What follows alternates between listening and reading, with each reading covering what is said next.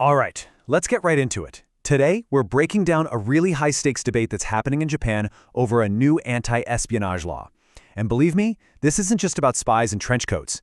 This gets right to the heart of national security, personal freedom, and what it even means to be a democracy. And really, this whole thing boils down to a question that every single country has to wrestle with. Do you have to choose between security and liberty? Is there a point where the things you do to keep your country safe actually start to chip away at the freedoms that make it worth protecting in the first place? It's this incredible balancing act, right? And both sides in this debate have a very, very different idea of where that line should be. So what's on the table specifically? It's this proposed law. One side sees it as an absolutely vital tool, a shield to protect Japan from all sorts of modern threats. But the other side? They see it as a potential weapon against its own people. A law that could seriously mess with freedom of speech, freedom of the press, and our right to know what the government is actually up to. Okay, so let's hear from the people who are for this law. They're framing this whole thing as a critical piece of national defense. Their big metaphor for it, which I think is pretty powerful, is that they're trying to forge a national shield for the country. So, here's their core argument. They believe Japan's current laws are just dangerously out of date. In a world of constant cyber attacks and sophisticated information warfare, they're saying there are these huge legal gaps that foreign spies can just waltz right through. And when you dig into the details, you can see what they mean by gaps. They're pointing out that laws like the ones for treason, well, they mostly apply during an actual war. But what about the constant, low-level intelligence gathering that happens every single day during peacetime?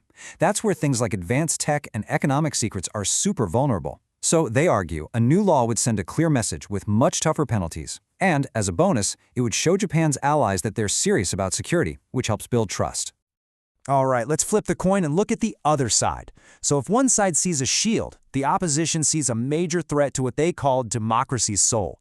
For them, whatever this law might protect you from, the risk of what it could do to your own society is just way, way too high. Their fundamental worry is that a law like this is just a recipe for abuse. They're convinced it would be used to silence critics and cover up government mistakes. It's about that slow erosion of civil liberties, especially for the press and for your average citizen who just wants to hold their leaders accountable. And here are their specific fears laid out. The big one? A super vague definition of a national secret. What does that even mean? It could be anything the government wants it to be, right? And that would create this massive, chilling effect where journalists and whistleblowers become too scared to report on wrongdoing. Their solution? Hey, let's just fix the laws we already have instead of creating this whole new, powerful thing. They also warn it could backfire by scaring off international scientists and researchers who are afraid their work might suddenly be classified. So when you put it all together, you see it's not just a disagreement about a law. It's two totally different worldviews crashing into each other. The pro-law side says, look, national security has to come first. Without it, you can't have freedom. The anti-law side says, nope. A free and open society is what makes a nation truly strong. For one, the country is vulnerable without this shield. For the other, that shield could easily become a shackle. At the end of the day, it's about which risk you think is bigger. The threat from outside spies, or the threat of your own government having too much power? Okay, so that's the big picture philosophy. But the debate got really interesting when they started talking about how this would actually work. The nitty-gritty. The key question became, if you pass this law, how do you stop it from being abused? This is where the fight over oversight and safeguards took center stage. And the pro-law side came ready for this. They laid out a whole system of safeguards. First, they said the definition of a secret would be super strict, only for stuff that would gravely damage national security. Second, and this is a big one, some independent third-party group would have to sign off on what gets classified.